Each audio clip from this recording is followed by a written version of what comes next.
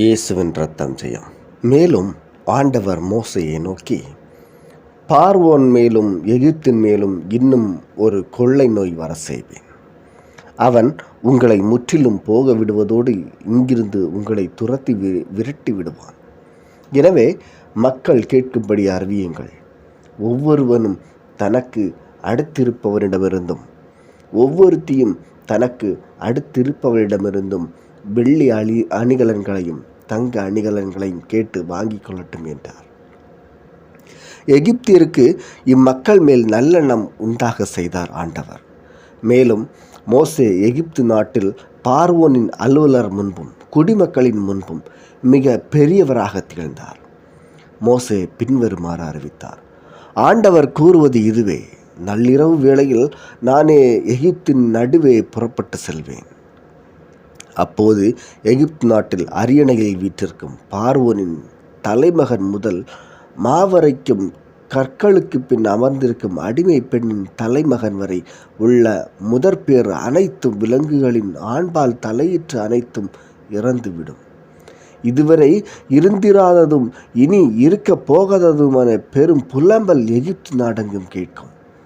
Israel மக்கள் அனைவரையும் பொறுத்தமட்டில் அங்குள்ள மனிதர் முதல் விலங்குகள் வரை எவருக்குமே எதிராக எந்த நாயும் குறைக்காது.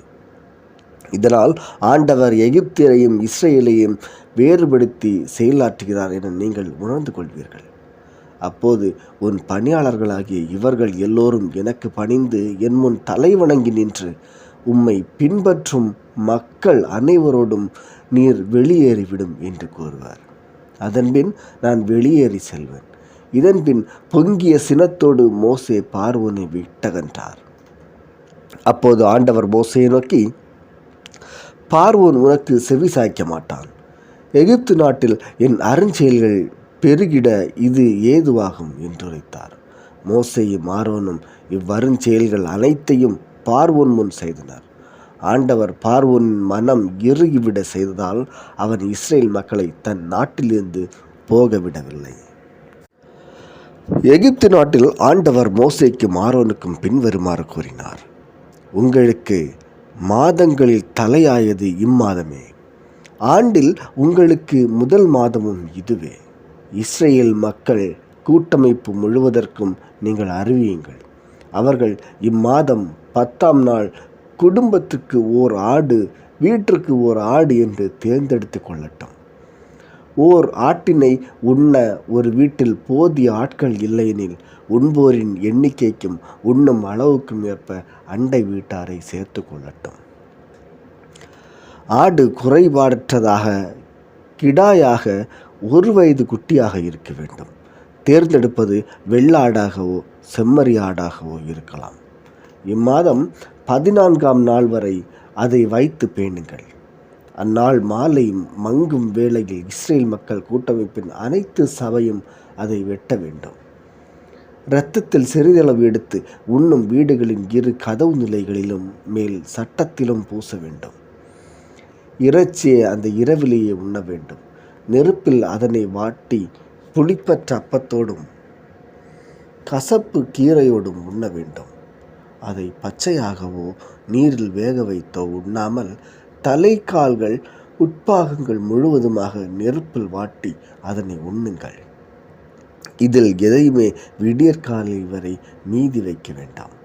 காலை வரை எஞ்சியிருப்பதை நெருப்பால் சுட்டறியுங்கள்.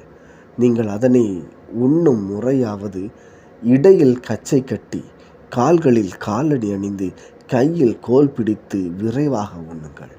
இது ஆண்டவரின் பாஸ்கா. ஏனெனில் நான் இன்றிரவிலேயே எகிப்து நாடெங்கும் கடந்து சென்று எகிப்து நாட்டில் மனிதர் தொடங்கி விலங்கு வரை அனைத்து ஆண்பால் தலை பிறப்பையும் சாகடிப்பேன். எகிப்தின் தெய்வங்கள் அனைத்தின் மேலும் நான் தீர்ப்பிடுவேன். நானே ஆண்டவர்.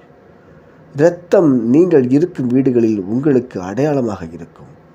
நான் இரத்தத்தை கண்டு உங்களை கடந்து செல்வேன். எகிப்து நாட்டில் நான் அவர்களை சாகடிக்கும் போது கொல்லும் கொள்ளை நோய் எதுவும் உங்கள் மேல் வராது.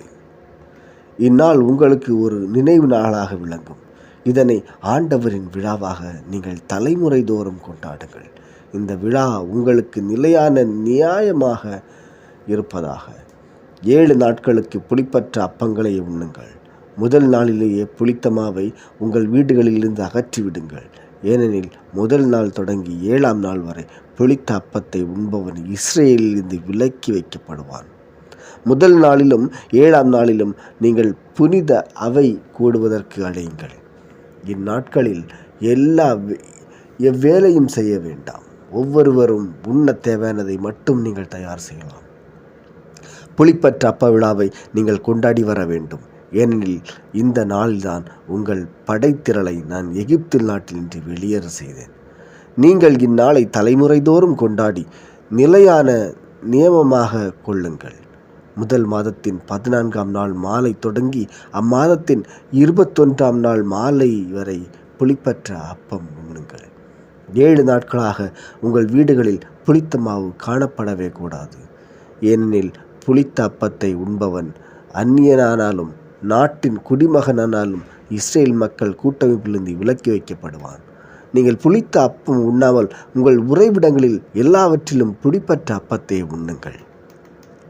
மோசே இஸ்ரேலின் பெரியோர்கள் அனைவரையும் அழைத்து அவர்களிடம் கூறியது, நீங்கள் போய் உங்கள் குடும்பங்களுக்கு தேவையானபடி ஒரு ஆட்டுக்குட்டியை தேர்ந்தெடுத்து கொண்டு பாஸ்கா ஆட்டினை அடியுங்கள். யோசேப்பு கொத்தை எடுத்து கிண்ணத்தில் உள்ள இரத்தத்தில் அதை தோய்த்து கதவின் மேல் சட்டத்திலும் 2 நிலைக்கால்களிலும் கிண்ணத்தில் உள்ள இரத்தத்தை பூசுங்கள். காலை வரையிலும் தன் வீட்டின் கதவை தாண்டி உங்களில் எவனும் வெளியே போகக்கூடாது. ஆண்டவர் எகிப்தை தாக்குமாறு கடந்து செல்கையில் கதவின் மேல் சட்டத்திலும் 2 நிலைக்கால்களிலும் இரத்தத்தை கண்டு அக்கதவை கடந்து செல்வார். அழிப்பவன் உங்கள் வீடுகளில் புகுந்து தாக்குமாறு அவர் அனுமதிக்க மாட்டார். இவ்வார்த்தையை நீங்களும் உங்கள் பிள்ளைகளும் நிலையான நியாயமாக கடைபிடியுங்கள். ஆண்டவர் வாக்களித்தபடியே அவர் உங்களுக்கு தரவிருக்கும் நாட்டிற்குள் நீங்கள் வந்து சேர்ந்த பின் இவ்வழிபாட்டை நீங்கள் நிறைவேற்றி வாருங்கள். உங்கள் பிள்ளைகள் உங்களை பார்த்து இவ்வழிபாட்டின் கருத்து என்ன என்று கேட்கும்போது நீங்கள், இது ஆண்டவரின் பாஸ்கா பலி. அவர் எகிப்தியரை சாகடித்த போது எகிப்தில் உள்ள இஸ்ரேல் மக்களின் வீடுகளை கடந்து சென்றார். இவ்வாறு நம் வீடுகளுக்கு அவர் மீட்பளித்தார் என்று கூறுங்கள். மக்களும் தலை வணங்கி தொழுதனர். இஸ்ரேல் மக்கள் போய் மோசேக்கும் ஆரோனுக்கும் ஆண்டவர் கட்டளைப்படி செய்தனர். நள்ளிரவில் அரசனாக இருந்த பார்வோனின் தலைமகன் தொடங்கி சிறையில் கிடந்த கைதியின் தலைமகன் வரை எகிப்து நாட்டில் எல்லா ஆண்பால் தலை பிறப்பையும் மற்றும் விலங்குகளின் அனைத்து ஆண்பால் தலையீட்டுகளையும் ஆண்டவர் சாகடித்தார். பார்வோனும் அவருடைய அனைத்து பணியாளர்களும் எகிப்தியர் அனைவரும் விழித்தெழுந்தனர். எகிப்தில் பெரும் அழுகுரல் கேட்டது. ஏனெனில் சாவு இல்லாத வீடு எதுவுமே இல்லை. பார்வோன் மோசேயையும் ஆரோனையும் இரவிலேயே கூப்பிட்டு அவர்களிடம், நீங்களும் இஸ்ரேல் மக்களும் எழுந்து என் மக்களிடமிருந்து வெளியேறி செல்லுங்கள். போங்கள், நீங்கள் சொன்னபடியே ஆண்டவருக்கு வழிபாடு செய்யுங்கள். நீங்கள் கேட்டபடியே உங்கள் ஆட்டு மந்தையையும் உங்கள் மாட்டு மந்தையையும் கூட்டிக் கொண்டு செல்லுங்கள். போய்விடுங்கள், எனக்கும் ஆசி கூறுங்கள் என்றான். நாட்டிலிருந்து விரைவில் போய்விடுமாறு எகிப்தியர் இஸ்ரேல் மக்களை அவசரப்படுத்தினார். நாங்கள் எல்லோரும் சாகிறோம் என்றனர். மக்கள் பிசைந்த மாவு புளிக்கும் முன்னரே அதை எடுத்து மாவு பிசையும் பாத்திரங்களில் வைத்து தங்கள் போர்வைகளில் கட்டி தோள்கள் மேல் எடுத்து சென்றனர். இஸ்ரேல் மக்கள் மோசையின் வார்த்தையின்படி செயல்பட்டனர். அவர்கள் எகிப்தியரிடமிருந்து பொன் வெள்ளி அணிகலன்களையும் போர்வைகளையும் கேட்டு வாங்கினர். ஆண்டவர் எகிப்தியரின் பார்வையில் இம்மக்களுக்கு தயவு கிடைக்க செய்தமையால் அவர்களும் இவர்கள் கேட்டதை கொடுத்தனர். இவ்வாறு எகிப்தியரை இவர்கள் கொள்ளையிட்டனர். இஸ்ரேல் மக்கள் ராம்சேசிலிருந்து சுக்கோத்துக்கு இடம்பெயர்ந்து சென்றனர். இவர்களில் குழந்தைகள் தவிர நடந்து செல்லக்கூடிய ஆடவர் மட்டும் ஏறத்தாழ 6 லட்சம் பேர் ஆவர். மேலும் அவர்களோடு பல இன பெருந்திரளும் ஆட்டு மந்தை மாட்டு மந்தை என்று பெருந்தொகையான கால்நடைகளும் புறப்பட்டு சென்றன. எகிப்திலிருந்து கொண்டு வந்த பிசைந்த மாவை கொண்டு அவர்கள் சுட்டது புளிப்பற்ற அப்பங்கள். ஏனெனில் மாவு இன்னும் புளிக்காமல் இருந்தது. அவர்கள் எகிப்திலிருந்து துரத்தப்பட்டதாலும் சற்றும் தாமதம் செய்ய இயலாமல் போனதாலும் தங்களுக்கென வழியுணவு தயாரித்து வைத்திருக்கவில்லை. எகிப்தில் குடியிருந்த இஸ்ரேல் மக்கள் அங்கு வாழ்ந்த காலம் 430 ஆண்டுகள். 430ஆம் ஆண்டு முடிவு பெற்ற அதே நாளில் ஆண்டவரின் படைத்திரள் எல்லாம் எகிப்து நாட்டினின்று வெளியேறியது. எகிப்து நாட்டினின்று அவர்களை வெளியேற செய்தபோது ஆண்டவர் விழித்திருந்த இரவு இதுவே. தலைமுறைதோறும் இஸ்ரேல் மக்கள் அனைவரும் ஆண்டவருக்கென்று திருவிழிப்பு கொண்டாட வேண்டிய இரவும் இதுவே. ஆண்டவர் மோசேயையும் ஆரோனையும் நோக்கி பின்வருமாறு கூறினார். பாஸ்காவின் ஒழுங்குமுறை இதுவே. அந்நிய மக்கள் எவரும் இதை உண்ணலாகாது. ஆனால் வெள்ளி காசுக்கு வாங்கின அடிமை எவனுக்கும் நீங்கள் விருத்த சேதனம் செய்தபின் இவன் இதை உண்ணலாம். குடியேறியவரும் கூலி ஆட்களும் இதை உண்ண வேண்டாம். ஒரே வீட்டிற்குள் இது உண்ணப்பட வேண்டும். இறைச்சி எதுவும் வீட்டிலிருந்து வெளியே எடுத்து செல்லப்படலாகாது. எந்த எலும்பையும் நீங்கள் முறிக்கக்கூடாது. இஸ்ரேல் மக்கள் கூட்டமைப்பு முழுவதுமே இதை கொண்டாட வேண்டும். அந்நியன் ஒருவன் உன்னோடு தங்கியிருக்க அவன் ஆண்டவருக்கு பாஸ்கா கொண்டாட விரும்பினால் அவன் வீட்டு ஆண்கள் அனைவருக்கும் விருத்த சேதனம் செய்தல் வேண்டும். அதன்பின் அவன் கொண்டாட முன்வரலாம். அவன் நாட்டு குடிமகன் போல் ஆவான்.